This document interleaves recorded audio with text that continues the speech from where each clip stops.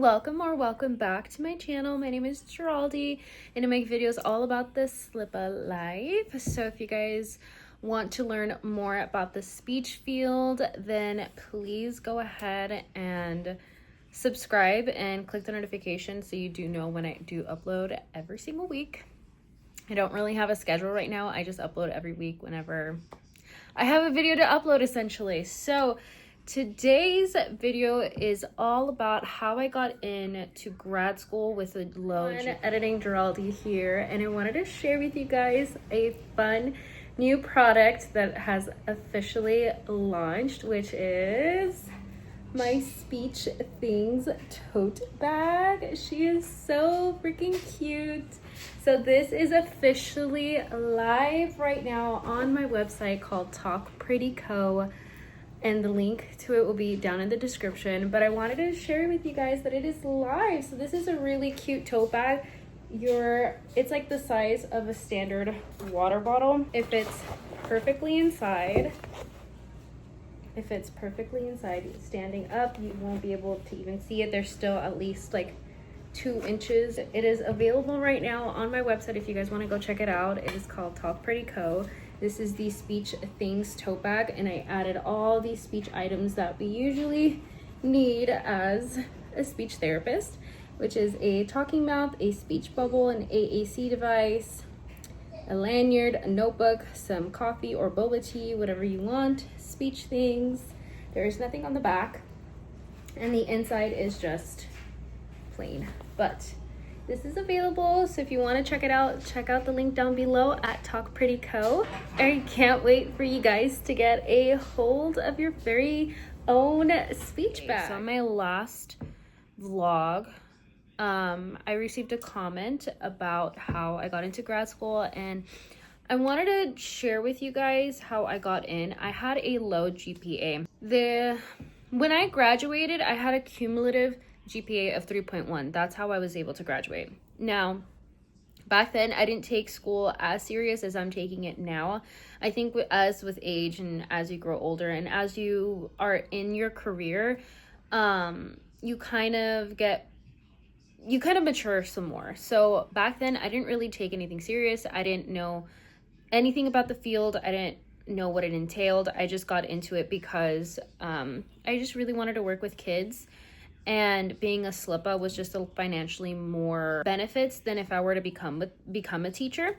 So that's why I went into the speech field, just because, you know, life is surrounded by money and I need to make money. So speech was the way to go into it. But I didn't really grow up like knowing about speech. I didn't even know that speech was a career to begin with. So once I stepped foot into the actual field and became a slippa, I truly did fall in love with the field. And now I'm just taking it a lot more serious than when I did originally was in my undergrad. So like I said, in my undergrad, I didn't really take anything serious. So then my GPA kind of reflected that. So when I got into the process of applying for schools, I didn't notice how much my low GPA would affect me. So I had a cumulative GPA of 3.1. So they combined my community college GPA and my undergrad GPA, and that's how they came up with the 3.1. But for my specific undergrad classes and the grades that I got in my classes, I had a 2.99, which really sucks because I didn't know I had that. I didn't know I did that badly. So it affected me when it came to applying for schools, because I'm like, oh my God, I am just not going to have the same opportunity as someone who has a 3.5. But lo and behold, let me be an example that it doesn't matter what you have, as long as you have the curiosity behind it, as long as you have a need to go back to grad school, because, and we'll get into it. These schools just want to see that you are somebody who is willing to grow, willing to just kind of go with the punches kind of thing, because grad school is going to be no joke. As I've spoken to everybody who went to grad school, it's going to be no joke. So they just want to know that you're going to be resilient enough and you're not just going to, you know, not take it seriously and be a waste of time when someone else who is going to take it seriously, you know, you're taking their seat over someone who's actually, you know, there for the right reasons, there for the right decisions, there for the right mindset kind of thing. So they just don't want to just bring in anybody, because obviously it's going to reflect in their scores. It's going to reflect on their percentages at the end of this, at the end of the term. So they want someone who is going to reflect that they did graduate and got into a job, and have, once they survey everybody, so that they can come back and be like, look, this is why our school is the best, because look at our numbers. We have this high percentage of students who graduated and have a high paying job. That's why they do all of that, specifically for, I'm pretty sure, for those numbers, so that they can come back and be like, look, we have only the smartest of the smartest people come in, and we're not going to just take any bozo. Okay, so why did I go back to grad school? If you do not give a rat's about why I did go back to grad school, and you just want to figure out how to get into grad school, this is going to be tailored specifically for speech.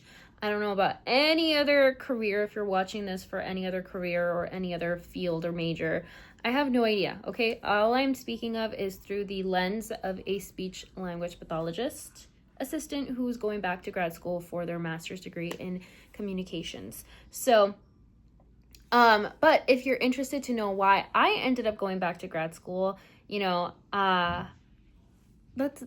keep listening. If not, then you can skip it, obviously, and you can hear from my tips. So why I ended up going back to grad school. So I started seeing the shift in economies. So what I started noticing once I realized that I was not getting a summer job through my school, the district that I'm in, I saw how the decline of SLPA needs in schools was going. And because I did not have a job lined up for the summer, I started panicking, because I thought, how am I going to pay for my life for the summer? I started panicking financially. So then paired that with the fact that I actually started learning a lot more in the schools than I ever did in the clinics. And I actually genuinely started becoming curious about the field. But going back to my original thought process was, I started seeing a decline in SLPA needs in the school specific. Do I think that the SLPA job, like, we're in danger, we're doomed, and we're never going to be hired again, and you should just go straight into grad school after undergrad?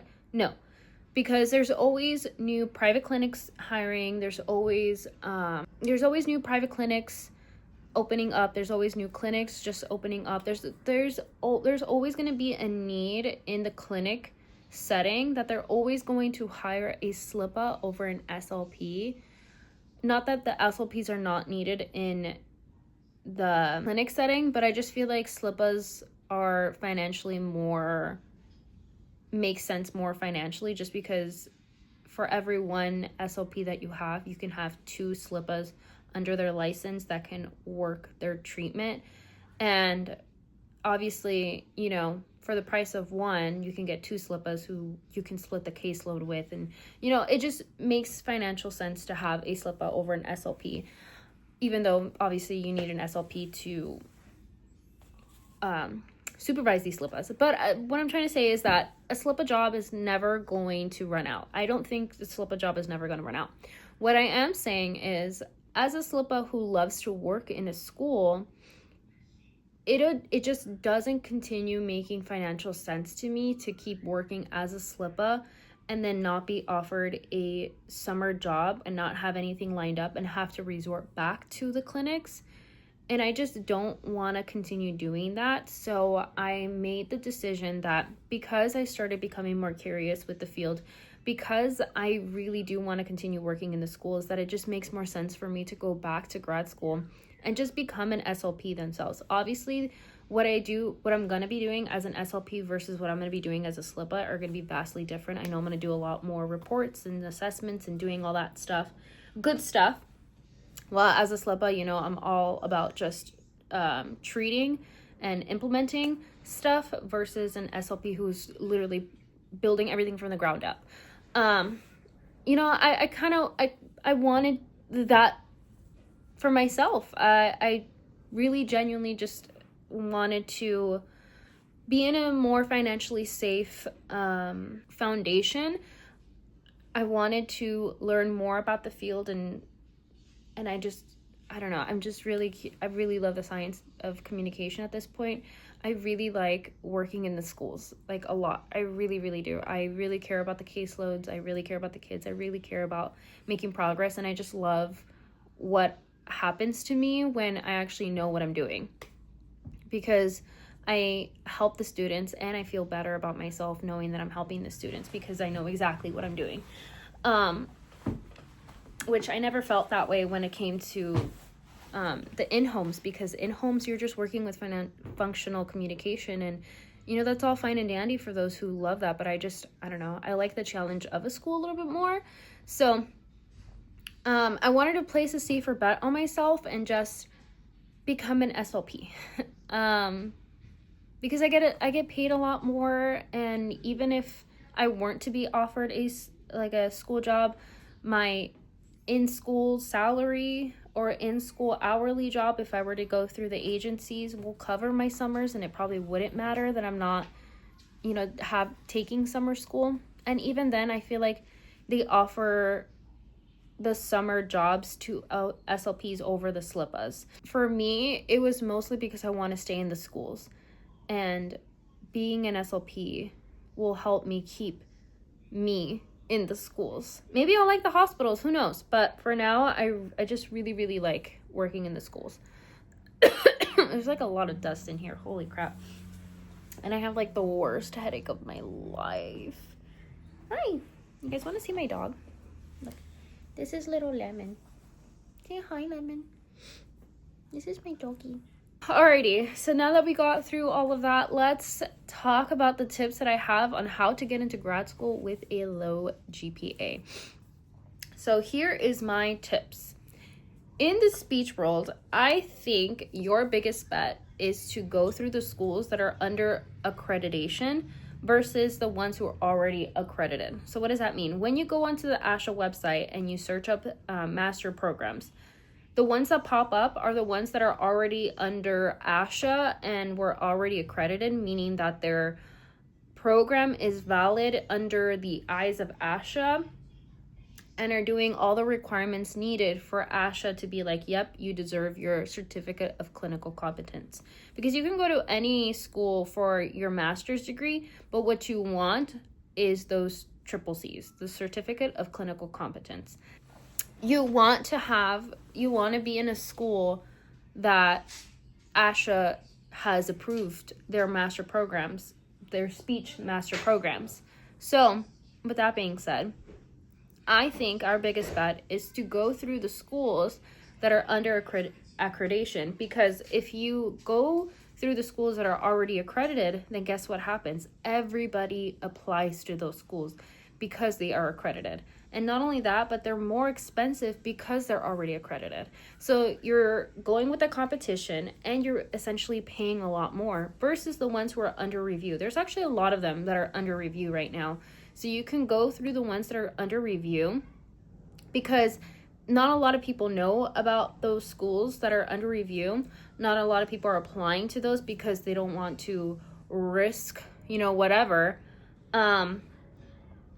And sometimes those schools are cheaper than the ones that are on the actual ASHA website. Like the school that I got accepted to, which is West Coast University, for the 2 years that I'm going to be in their program, it's $63,000 versus another private school like USC, which is running up to like over $100,000, and they're accredited. And this is also a private school. They're not accredited just yet, but they're under review. So with that being said, if you're going through a school that is under review, verify with ASHA. That's what I did. I called up ASHA and I was like, hey, I'm applying to this grad school.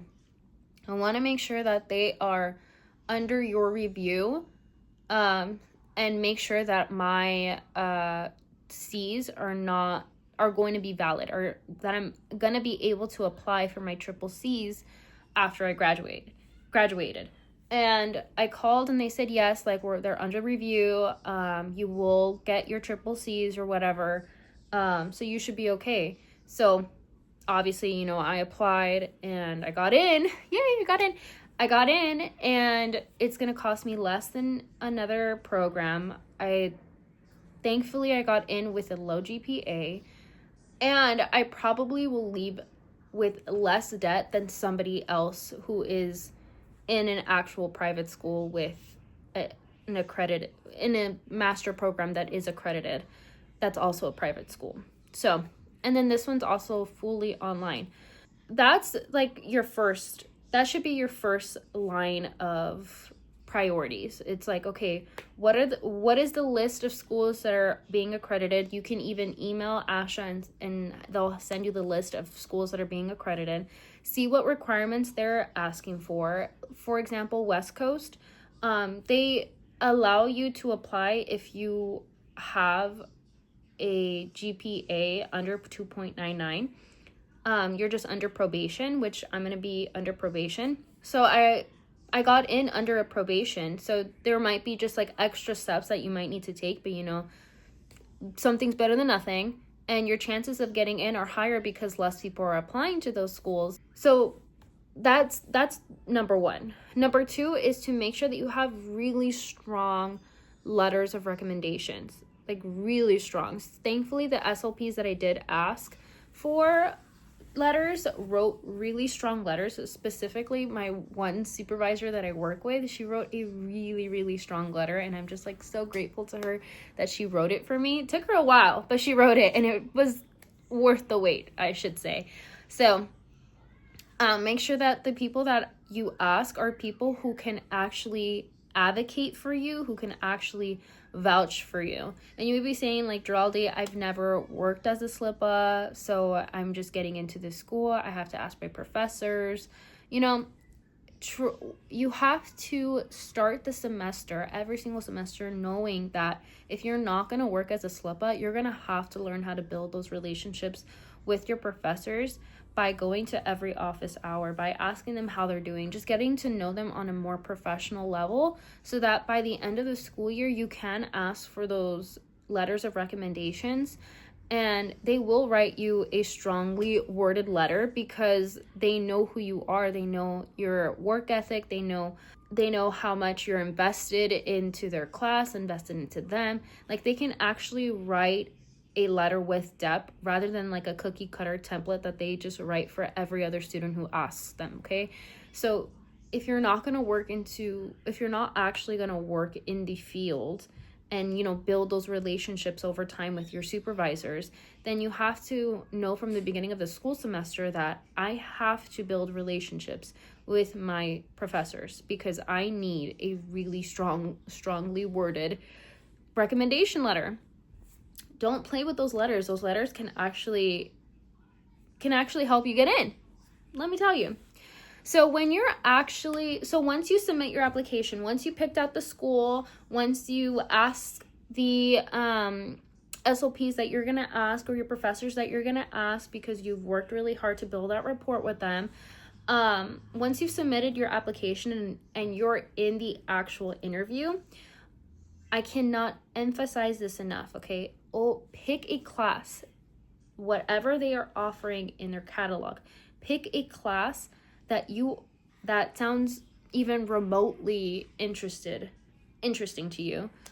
Pick a class and go in on how much you want to know more about that class.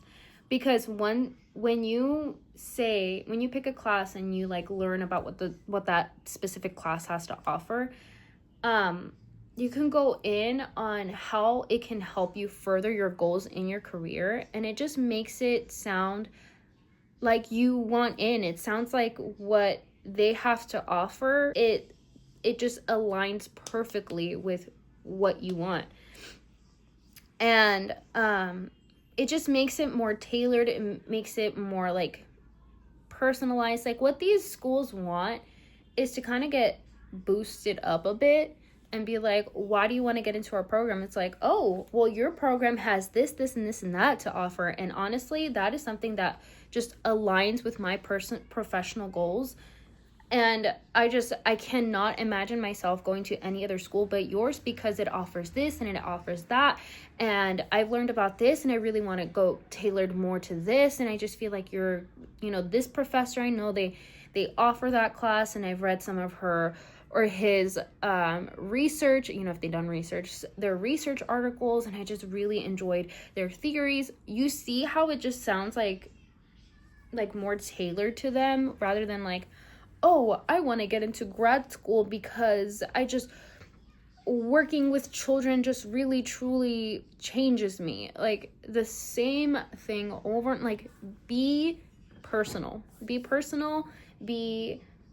charismatic, be just over the top, essentially, just over the top, and just kind of overemphasize how much you want to get in.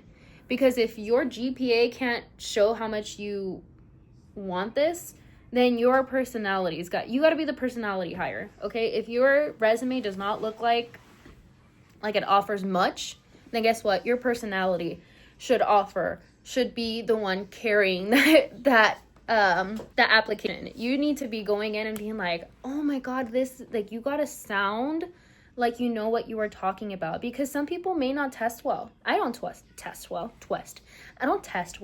but guess what? I go in on my personality. I'm like, oh my gosh, this and this and that. Like, I try having a conversation with them. I try just like building rapport even in the interview, and like asking them questions, and just sounding like you know what you know, kind of thing. You got to sound like you know what you are talking about. So make sure you research that class, look up who is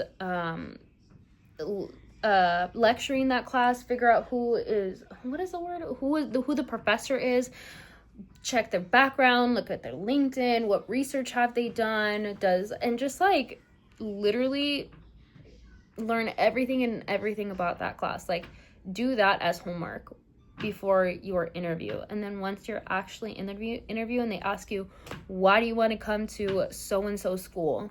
Oh, it's because of this, because they're going to ask you. I promise you, every single school is going to ask you, why are you going back to grad school, and why do you want to be in our program? It's a no-brainer. After that, it's probably going to be some sort of scenario. It is probably going to be on how you work with someone who's difficult. What else do they usually ask? I can't think off the top of my head what else they're going to ask, but it's just the same cookie cutter type of, what's it called? The same type of questions. And they all lead to one answer. Why do you belong here? Why do you want in? What do you bring different to the table that's different from all these other applicants who probably have higher GPAs than you do, but why do you think you have the audacity to come in? It's like, I have the audacity to come in because I'm smart and I can figure this out. Okay, so I really hope that helped. If you guys have any other questions, please make sure to comment down below. And if you're shy, email me. I have my email in my bio on my account. So if you click on my icon, it'll lead you to the actual physical YouTube account. And on there, it has my email. So if you want to email me, you can also DM me on my Instagram at Geraldi Silva. If you don't want to comment down below and you're shy and you want just to ask me any questions, feel free to do that. Other than that, I will leave you guys to it. So I wish you guys the best. If you are applying to grad school, I wish you the best. If you are thinking about getting into grad school, and I wish you the best just because. All right, I'll see you later, guys. Bye.